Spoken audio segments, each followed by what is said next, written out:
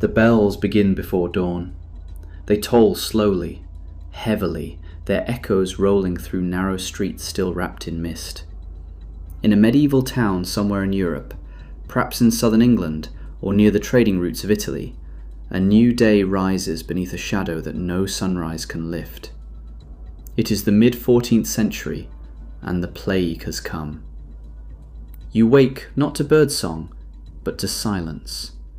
The air feels thick, stale, as if the world itself is holding its breath.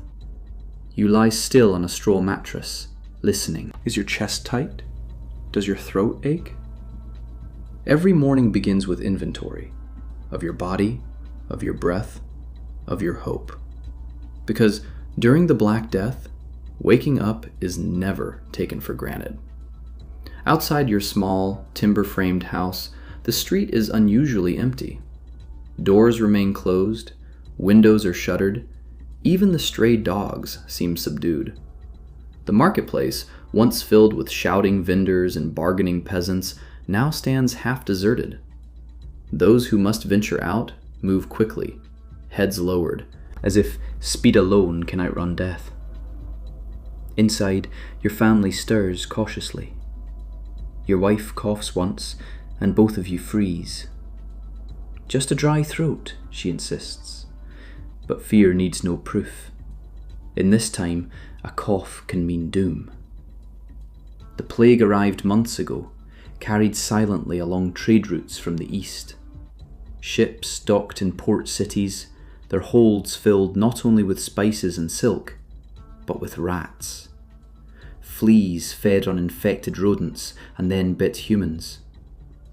No one understands the science. All they know is that people begin with fever and weakness. Then come the swellings, dark, painful lumps in the groin, armpits, or neck. The buboes. Soon after, many are dead. You step outside to fetch water. The well stands at the center of the village. A few neighbors gather there, but no one lingers to gossip. Conversations are short, suspicious. Everyone watches everyone else. Who looks pale? Who seems weak? Trust has become fragile.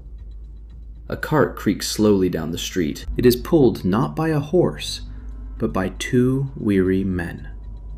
In the cart lie bodies wrapped in rough cloth. A boy you recognize. An old baker who once gave you bread at half price.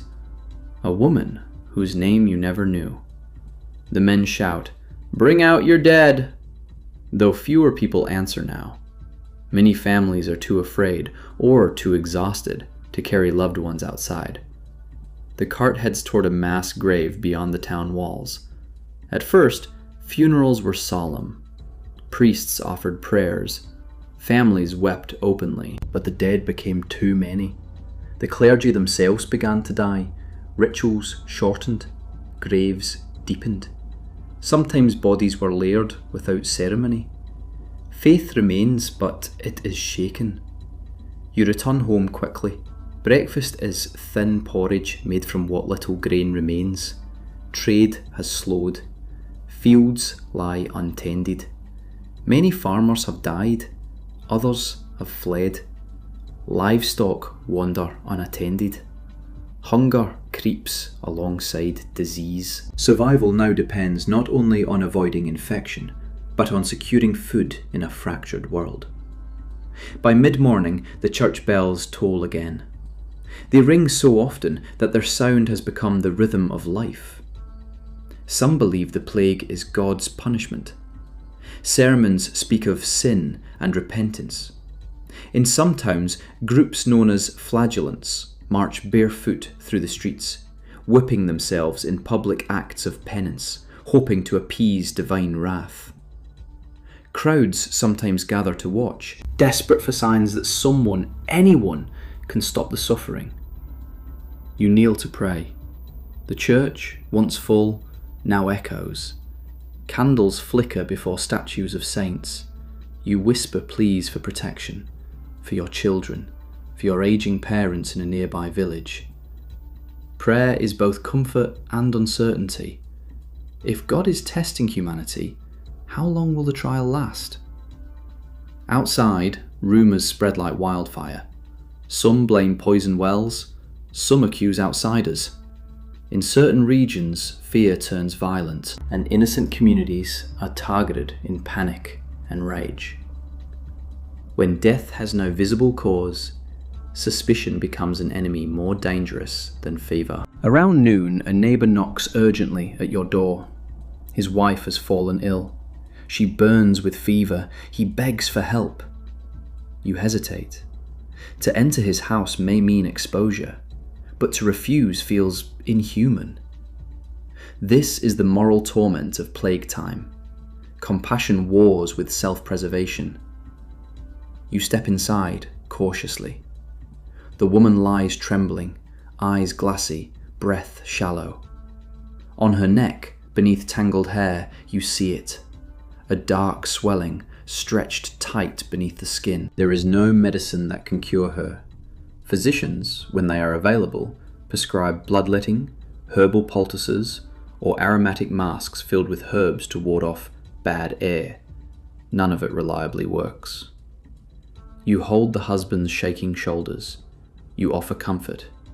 You leave quickly, scrubbing your hands with vinegar once home, as some recommend. Whether it helps, you do not know. Afternoon brings oppressive heat. The smell in town has changed. With so many dead and so few to bury them quickly, decay lingers.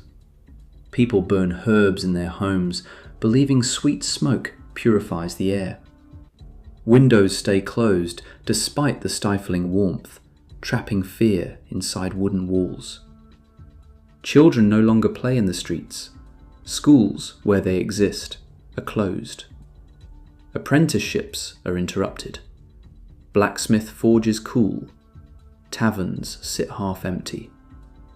The normal patterns of medieval life, work at dawn, trade at noon, storytelling at dusk, have unravelled. Yet strangely, not all is still. In some houses, there is laughter.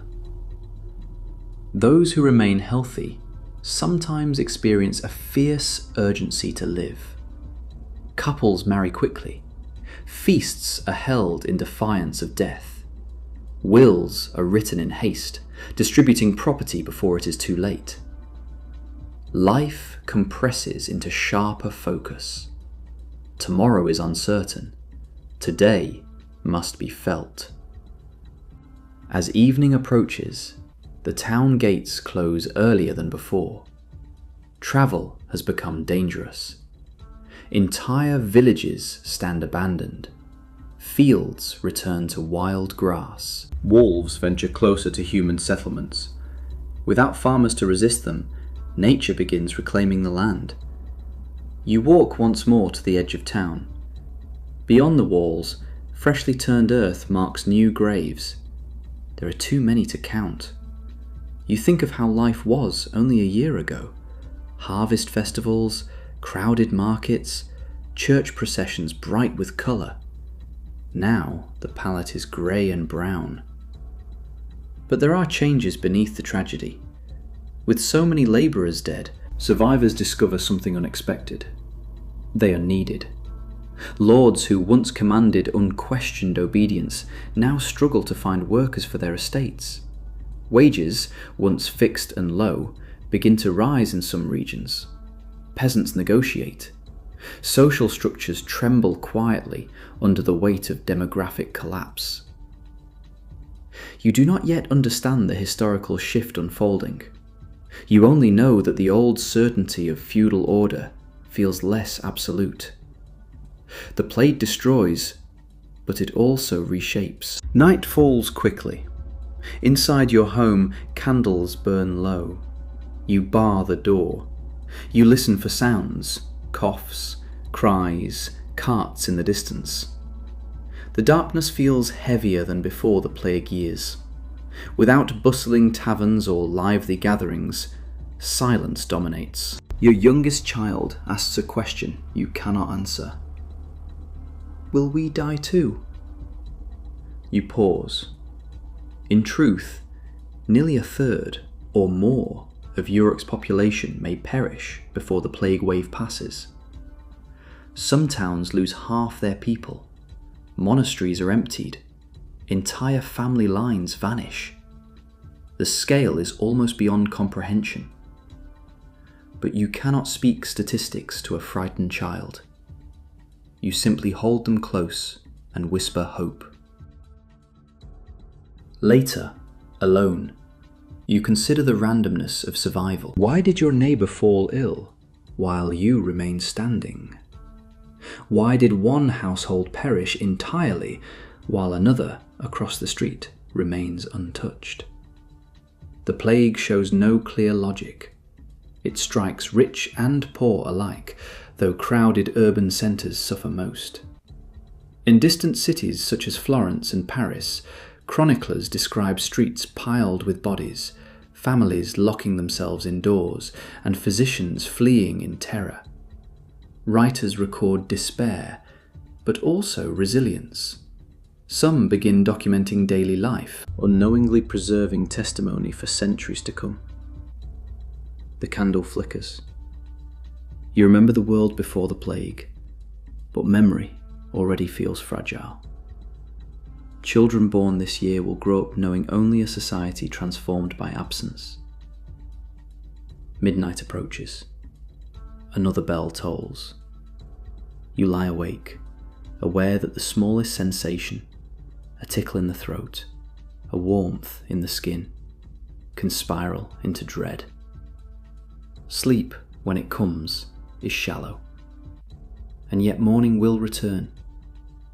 If you survive this night, you will wake again to the same cautious ritual. Check your breath, scan your body, listen for bells. You will fetch water. You will weigh compassion against risk. You will pray. You will hope. This is a day in the life during the Black Death, not defined solely by dying, but by the fragile persistence of living. Fear walks beside every task. Loss shadows every memory. But within the terror, humanity endures. People still love. They still share bread. They still comfort the sick. They still question, adapt, and rebuild. In time, the plague will recede. It will return in waves, but never again with the same catastrophic shock as its first arrival. Europe will emerge scarred, but changed. Labour systems will shift.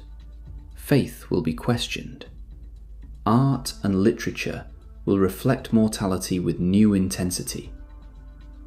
The world after the Black Death will not be the same as the world before it. But on this single day, one of countless days lived under its shadow, the future remains unseen. There is only dawn and dusk, bells and silence, fear and fragile hope, and the simple, extraordinary act of waking up.